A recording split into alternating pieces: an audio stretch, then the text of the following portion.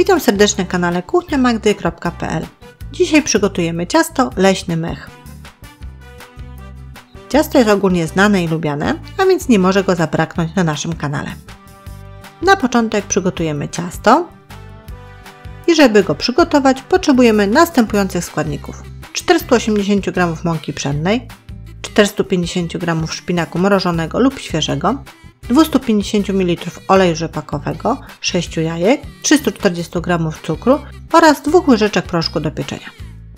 Jeżeli Państwo mają szpinak świeży, wystarczy go tylko zblendować. Jeżeli mrożony, trzeba go rozmrozić, odcedzić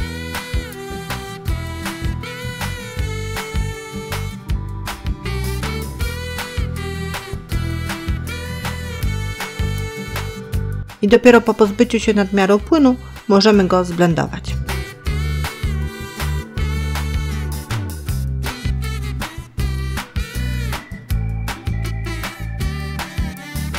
I te 450 g szpinaku blendujemy na gładką masę.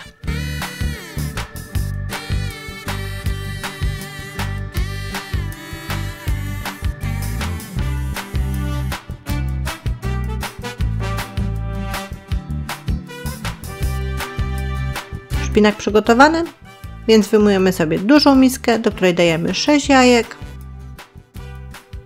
dosypujemy 340 g cukru, włączamy mikser i do dzieła. Przez 7 minut ładnie miksujemy.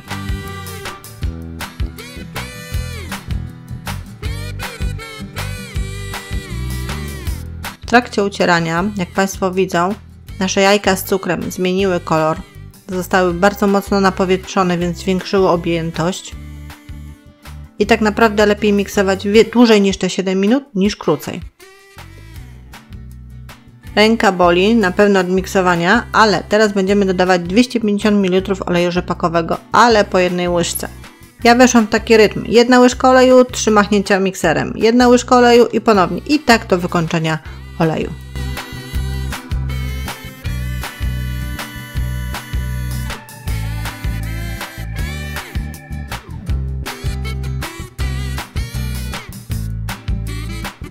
Po dzisiejszym pieczeniu na pewno nie będzie Państwu potrzebna siłownia. Olej dodany, wobec tego dodajemy ten wcześniej zmiksowany szpinak. Dalej wszystko mieszając mikserem.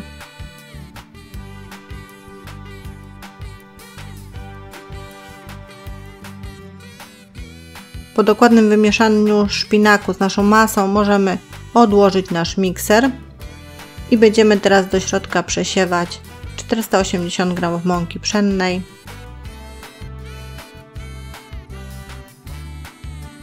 robimy to partiami, dodajemy również 2 łyżeczki proszku do pieczenia i powoli przesiewamy i powoli mieszamy, delikatnie właściwie, żeby nie pozbyć się tego powietrza.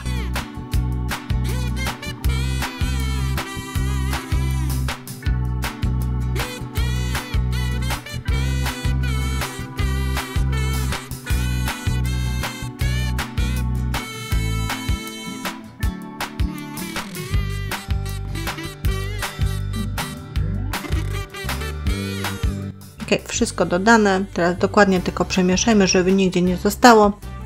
Szykujemy sobie foremkę prostokątną o wymiarach 24 x 36 cm, wykładamy ją papierem do pieczenia, do środka wylewamy wcześniej przygotowaną masę, rozkładamy równomiernie, jeżeli jest taka potrzeba.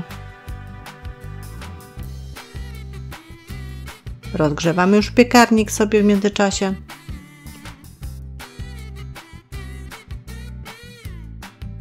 I foremkę wstawiamy do piekarnika nagrzanego do 180 stopni Celsjusza. Używając grzałek góra i dół, pieczymy około 30 minut. A przed końcem pieczenia wbijmy patyczek w sam środek ciasta i sprawdźmy, czy ciasto się upiekło. Jak patyczek będzie czysty, znaczy ciasto się upiekło, więc wyjmujemy go z piekarnika i studzimy. Następnie wyciągamy z foremki, ściągamy papier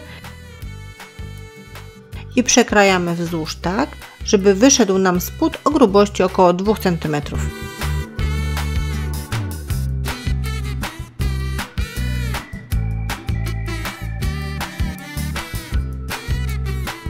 Tak przygotowany spód wkładamy podobnie do foremki, w której się piekł, ale wyłożonej świeżym papierem do pieczenia.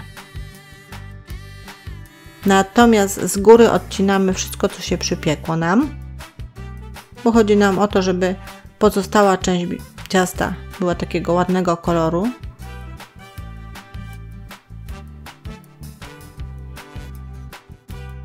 Tamtą część możemy wyrzucić, pozostałą ładną, zieloniutką część kroimy w mniejsze części i jeszcze na drobniejsze kawałki rwiemy, a następnie dłońmi rozkruszamy na bardzo drobne kawałeczki.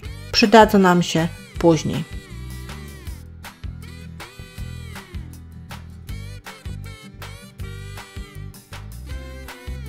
A teraz masa śmietanowa i do masy śmietanowej potrzebujemy 400 ml śmietanki kremówki 30%, 250 g serka mascarpone, 90 g cukru pudru, 2 łyżek żelatyny, to opcjonalnie, 80 ml wrzątku do żelatyny albo 2 opakowania śmietan fixów i to też opcjonalnie. Na początek 2 łyżki żelatyny, zalewamy 80 ml wrzątku, zostawiamy, żeby żelatyna napęczniała, następnie mieszamy.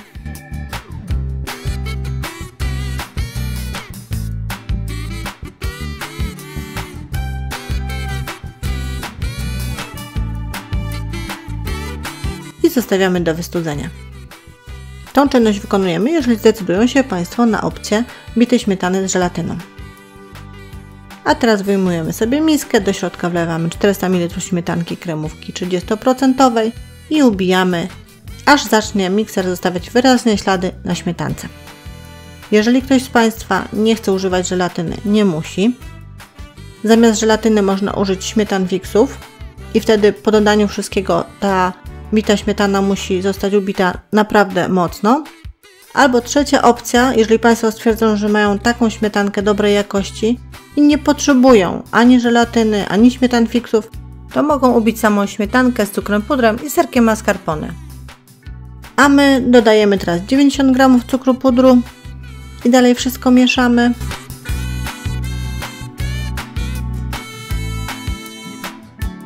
Następnie dodajemy 250 g serka mascarpone, nadal mieszamy.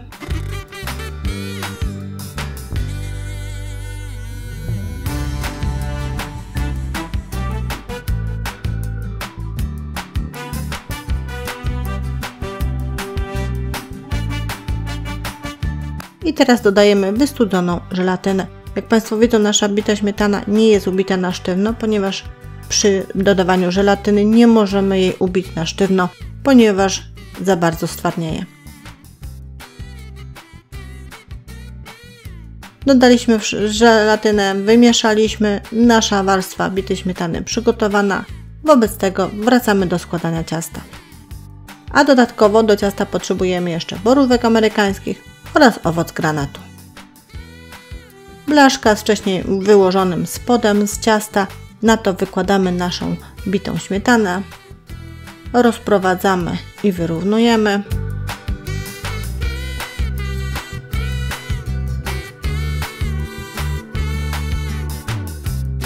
A wierzch posypujemy pokruszonym wcześniej, tak jak Państwo tu widzą, posypką z ciasta.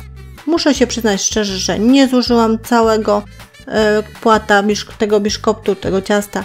Połowa wystarczyła do tego, żeby spokojnie, równomiernie i ładnie obsypać górę ciasta.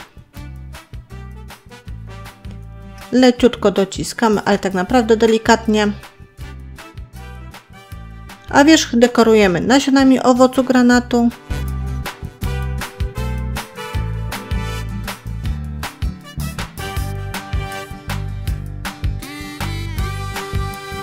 Oraz owocami borówki amerykańskiej.